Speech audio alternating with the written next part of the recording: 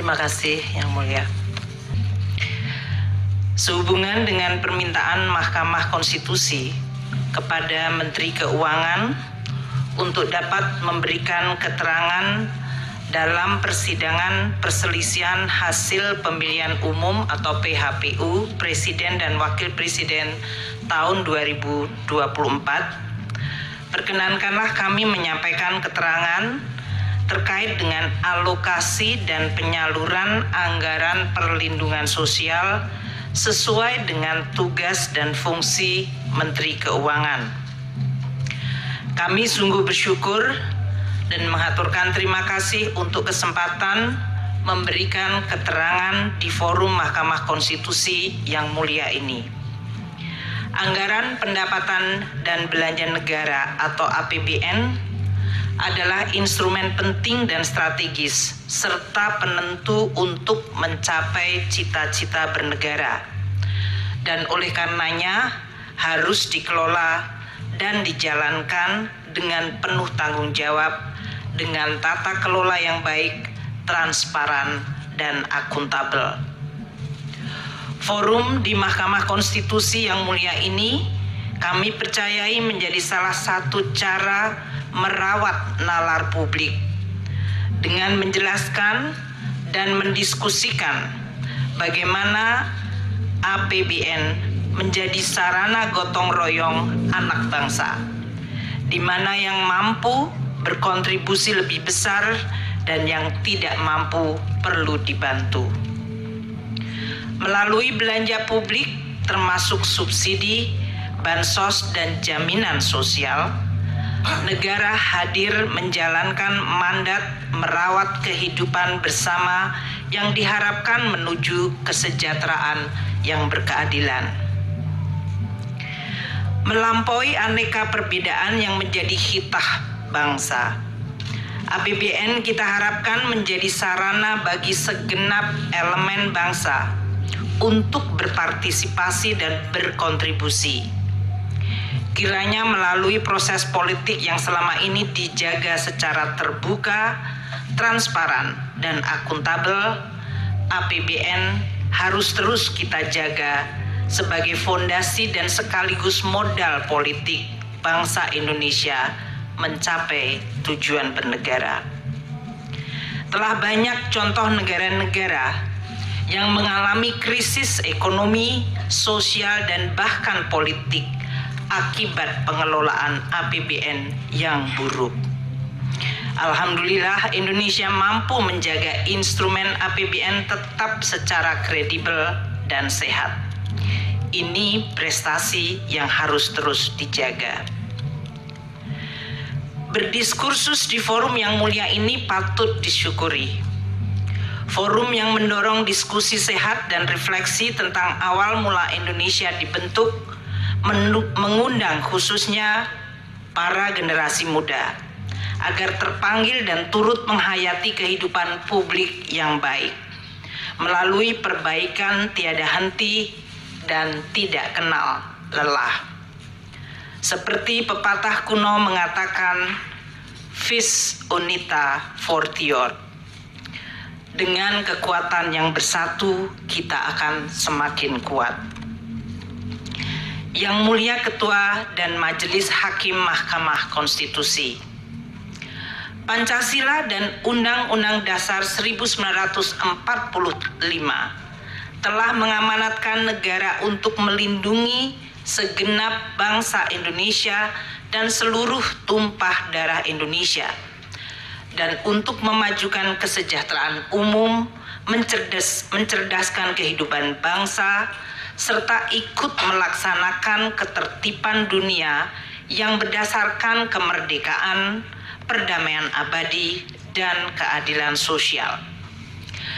Kehadiran negara untuk mewujudkan kehidupan yang layak dan bermartabat, serta untuk memenuhi hak atas kebutuhan dasar warga negara demi tercapainya kesejahteraan sosial, salah satunya melalui instrumen anggaran pendapatan dan belanja negara atau APBN.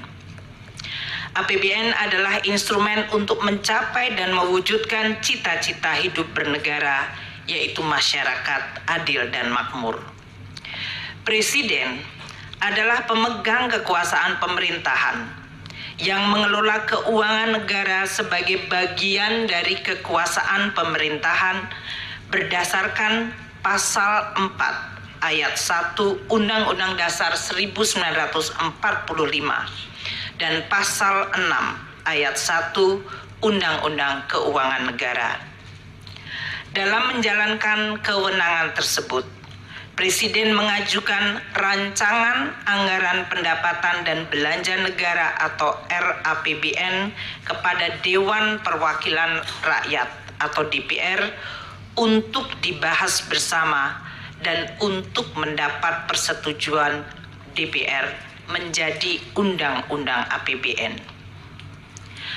APBN merupakan wujud pengelolaan keuangan negara yang ditetapkan setiap tahun dengan undang-undang dan dilaksanakan secara terbuka dan bertanggung jawab untuk sebesar-besarnya kemakmuran rakyat. APBN terdiri atas anggaran pendapatan, anggaran belanja, dan pembiayaan. Adapun rincian atas APBN ditetapkan melalui peraturan Presiden yang digunakan sebagai pedoman di dalam pelaksanaan APBN. APBN menjalankan fungsi alokasi, yaitu menciptakan perekonomian yang efisien dengan melakukan koreksi atas kegagalan mekanisme pasar atau market value dan menyediakan barang publik seperti infrastruktur keamanan termasuk peradilan. APBN juga menjalankan fungsi distribusi untuk menciptakan pemerataan pendapatan antar kelompok rumah tangga dan antar daerah. Selain itu, APBN juga menjalankan fungsi stabilisasi untuk menjaga perekonomian dari guncangan akibat ketidakpastian ekonomi global, pengelolaan inflasi, stabilitas harga, dan sebagai shock absorber melindungi daya beli masyarakat, terutama yang berpendapatan rendah. Anggaran belanja dirinci menurut organisasi, fungsi, jenis, dan program belanja. Belanja berdasarkan fungsi terdiri dari 11 fungsi, dari mulai fungsi pertahanan, ketertiban keamanan, kesehatan, pendidikan, perlindungan lingkungan hidup, perumahan, hingga fungsi ekonomi dan fungsi perlindungan sosial. Anggaran perlindungan sosial terdapat pada berbagai kementerian lembaga, di Bendahara Umum Negara atau BUN, dan di pemerintahan daerah Pemda termasuk desa melalui transfer ke daerah atau TKD. Yang Mulia Ketua dan Majelis Hakim Mahkamah Konstitusi, dalam penjelasan pasal 8 ayat 2 huruf A angka 4 Undang-Undang APBN 2024, yaitu Undang-Undang Nomor 19 Tahun 2023, fungsi ekonomi diartikan sebagai belanja pemerintah pusat yang berdaya guna dalam mendorong pertumbuhan ekonomi dan menjaga daya beli masyarakat di bidang perdagangan, termasuk pengembangan usaha koperasi dan usaha mikro kecil menengah atau UMKM, ketenagakerjaan, pertanian, kehutanan, kelautan, dan perikanan, bahan bakar dan energi, pertambangan, industri, konstruksi, transportasi, serta telekomunikasi dan informatika. Lebih lanjut, penjelasan dalam pasal 8 ayat 2 huruf A angka 11 Undang-Undang APBN 2024 Fungsi perlindungan sosial merupakan belanja pemerintah pusat yang berdaya guna dalam memberikan pelayanan sosial, jaminan sosial, pemberdayaan sosial, penyuluhan sosial, dan bantuan sosial serta perlinsos lainnya untuk melindungi masyarakat dari kemungkinan terjadinya risiko sosial. Yang Mulia Ketua dan Majelis Hakim Mahkamah Konstitusi, penyusunan dan pembahasan bersama DPR serta penetapan anggaran pendapatan belanja negara sebagai undang-undang melalui siklus yang merupakan rangkaian kegiatan mulai dari perencanaan sampai dengan pertanggungjawaban APBN setiap tahun.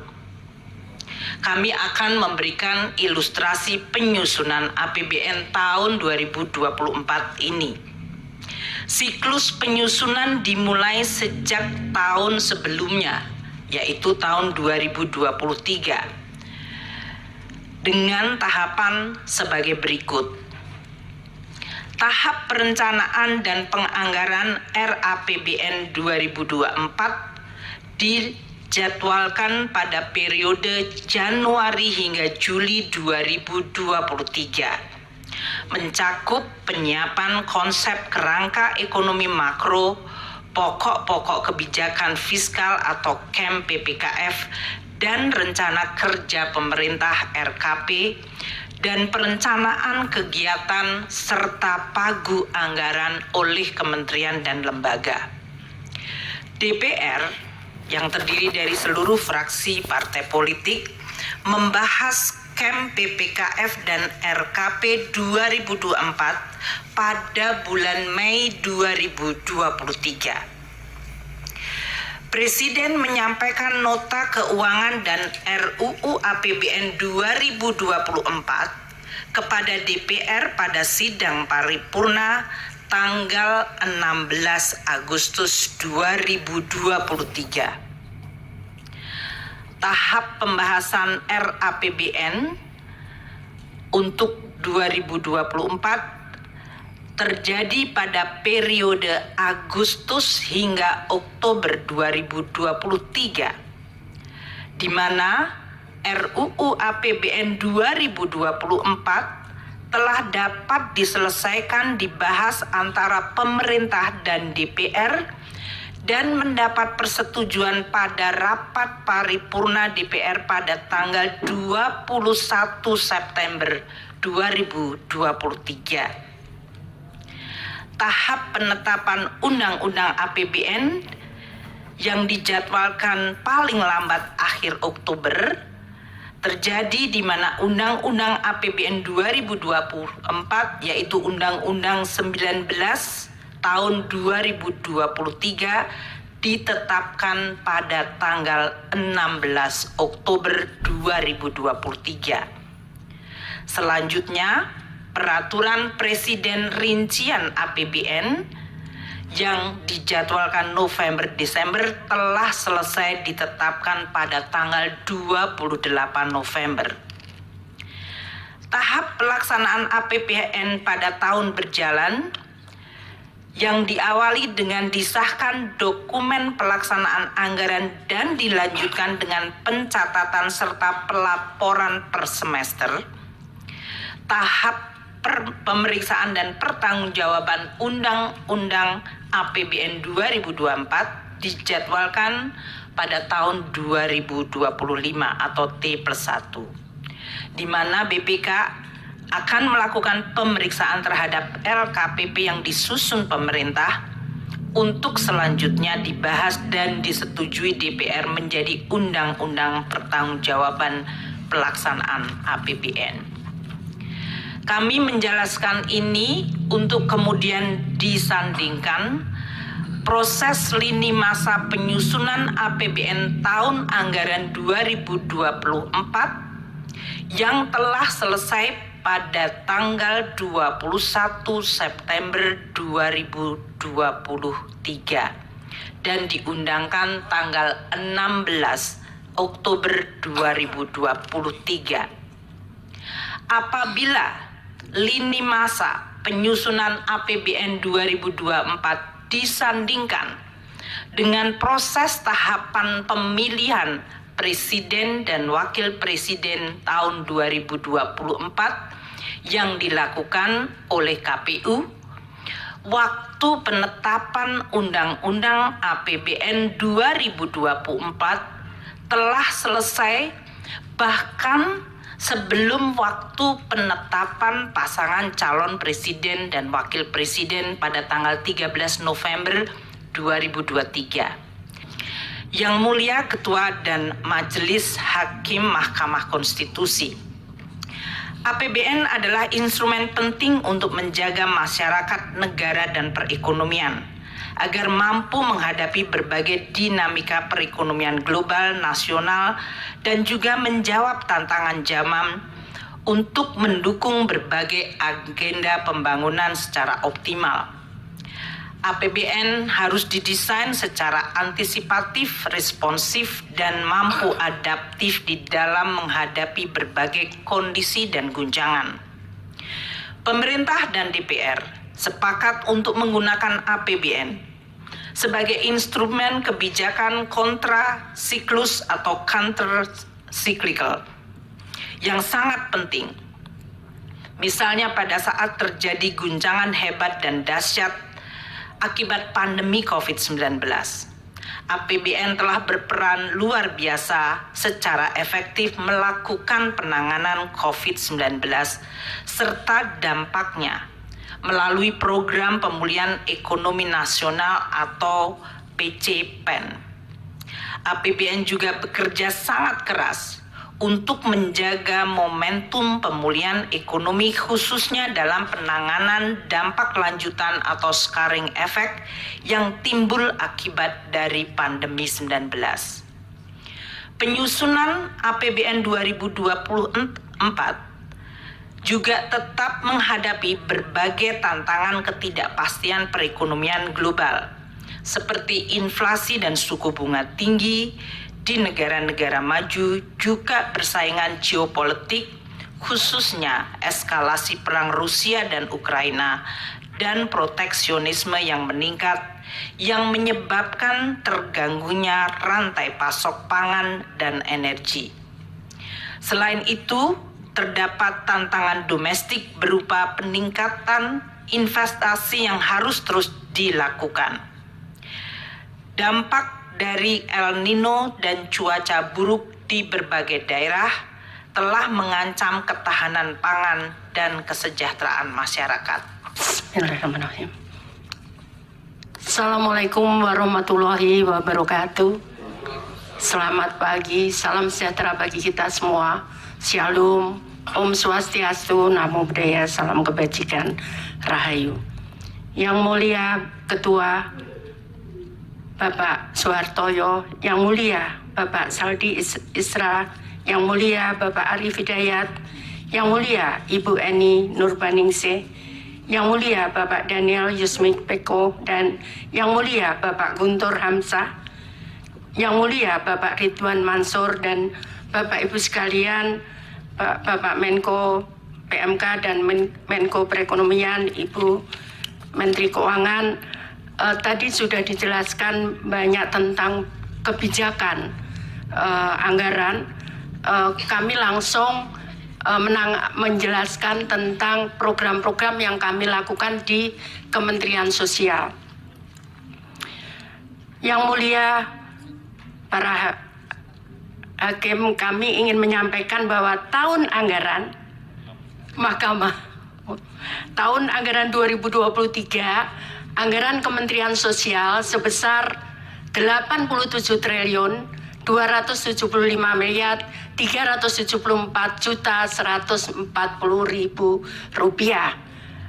Anggaran tersebut dilaksanakan melalui program perlindungan sosial sebesar 86 triliun 100 miliar 271 juta 705.000 atau 98,65%. ini adalah bagian dari program yang tadi dijelaskan oleh Bapak-Bapak sebelumnya dan Bapak Ibu sebelumnya sebesar 496 triliun dari perlindungan sosial.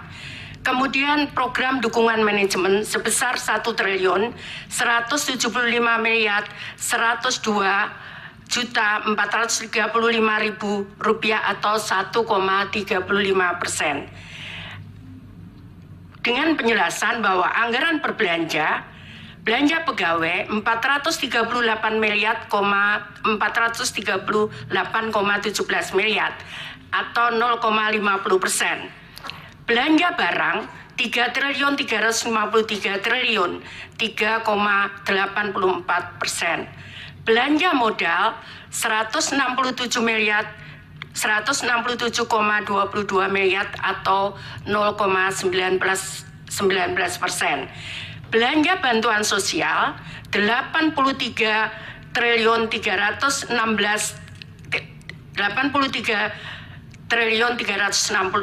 miliar atau 95,46%. Ini berbeda kalau kami sampaikan di perlindungan sosial kenapa 86 triliun 100 miliar itu yang belanja bansos itu adalah belanja bansos reguler untuk tahun 2023 meliputi PKH dan bantuan pangan non tunai serta bantuan PLT El Nino di 2023. Sedangkan untuk sisanya perlindungan sosial itu ada bantuan atensi, ada permakanan untuk lansia yang tidak ada keluarga, dan permakanan untuk disabilitas serta untuk anak yatim. Dan kebetulan pada tahun 2023 itu ada untuk anak gagal ginjal akut. Kami akan menjelaskan setelahnya. Pada tahun anggaran 2024 Kementerian Sosial anggaran dari 2023 sebesar 87 triliun 275 miliar itu turun menjadi 79 triliun 214 miliar 83 juta 464 ribu. Penjelasannya adalah anggaran per program perlindungan sosial 78 triliun 54 miliar 196 juta 767 ribu rupiah atau 98,54% itu belanja bantuan sosial. Di sebelahnya yang berwarna kuning 75 triliun 61 triliun 95,46% itu di luar bantuan El Nino. Sehingga kami kembali reguler menyerahkan bantuan reguler PKH dan BPNT. Kemudian program dukungan manajemen 1 triliun 159 miliar 886 juta 697 ribu atau 1,46%. Jadi kalau kita bandingkan anggaran tahun 2023 dan 2024, tadi sudah kami sampaikan bahwa anggaran kami turun dari 87 triliun 275 miliar 374 juta 140 ribu turun menjadi 79 triliun 214 miliar 83 juta 464 ribu rupiah. Hal ini karena belanja PLT El Nino keluar dari bantuan di 2024 dengan rincian sebagai tertera di atas. Adapun belanja bansos Kementerian Sosial tahun 2023 dan 2024, bantuan sosial 2023 PKH atau program keluarga harapan itu sebesar 10 juta KPM dengan pagu 28 triliun 709 miliar 816 juta 300 ribu rupiah. Ini tetap di 2024 tetap 10 juta targetnya. namun realisasinya tidak bisa persis sama 10 juta karena begitu saya netapkan hari ini dengan data, tiap bulan kami perbaiki data karena ada yang meninggal, ada yang lahir, ada yang pindah, sehingga kami harus menetapkan tiap bulan. Karena kalau sesuai Undang-Undang 13/2011 itu 1 tahun 2 kali, maka kami sudah terlambat. Karena yang meninggal sudah banyak, kemudian yang lahir juga banyak. Sehingga kami rubah sekarang ini tiap bulan kami menetapkan data penerima bantuan sosial. Yang kedua adalah kartu sembako. Targetnya adalah 18,8 juta KPM dengan dana 45 triliun 120 miliar rupiah. Sama di 2024 itu program sembako 18 dengan target yang sama 18,8 juta KPM. Salur datanya adalah 18,62. Tadi sama, tidak bisa persis sama karena di saat proses ada perubahan-perubahan. Nah, kemudian tahun 2023 ada BLT El Nino dan ini sudah disetujui oleh DPR melalui kesimpulan rapat kerja di Komisi 8 DPR RI dengan Menteri Sosial masa persidangan 2 tahun sidang 2023-2024 Selasa 7 November 2023. Dan ini harus selesai pada bulan Desember karena anggaran tahun 2023 dan saat turun adalah di bulan November. Kemudian bantuan sosial lainnya adalah bantuan untuk gagal ginjal akut untuk 326 orang dengan nilai total 17 miliar 520 juta. Kemudian atipikal atau GGPA itu terdiri dari ini program permakanan untuk lansia 100.000 orang sebesar 552 miliar rupiah. Kemudian permakanan untuk disabilitas ini polanya adalah diserahkan kepada kelompok masyarakat, bisa RW tergantung wilayahnya. Kalau jumlah penduduknya sedikit bisa di kelurahan, dikelola oleh masyarakat, mereka yang memasakkan dan setiap hari mereka menyerahkan kepada penerima manfaat. Kemudian untuk rehabilitasi sosial, jadi atensi untuk anak yatim piatu sebesar 378.755 orang atau 454 miliar 506 juta. Kemudian atensi untuk lansia, ini terutama untuk menolong lansia-lansia yang tiba-tiba sakit, tidak ada yang merawat, maka kami tangani dengan program ini. Kemudian atensi untuk anak, demikian pula untuk anak ada kadang harus menutup biaya sekolah, kadang juga menutup kebutuhan gizi dan sebagainya. Kemudian atensi untuk penyandang disabilitas, ini bantuan kursi roda dan sebagainya. Kemudian atensi untuk korban bencana, jadi kami memberikan bantuan korban bencana untuk meninggal sebesar 15 juta. Kemudian atensi untuk kelompok rentan dan alat bantu aksesibilitas untuk penyandang disabilitas serta untuk atensi korban penyalahgunaan nafsa dan ODIF sebesar 10.000 orang dengan nilai 1.706.250.000. Kemudian pemberdayaan komunitas adat terpencil itu yang berada di terdepan perbatasan negara, kemudian terpencil di tengah hutan sebesar 2.847 KK atau setara dengan 50 miliar 860 juta rupiah. Kemudian rumah sederhana terpadu atau perbaikan perumahan untuk 7.500 KPM ini di 2023. Untuk 2024 target volumenya hampir sama, hanya tidak ada untuk El Nino, tidak ada gagal ginjal akut. Namun ini ada beberapa, tadi sudah saya sampaikan, ini baru beberapa 6 bulan, jadi Untuk permakanan sudah saya sampaikan ke Bu Menkyu. Jadi total anggaran adalah di 2024 75 triliun 616 miliar. Sedangkan realisasi 25 triliun 340 miliar rupiah atau 33,61%.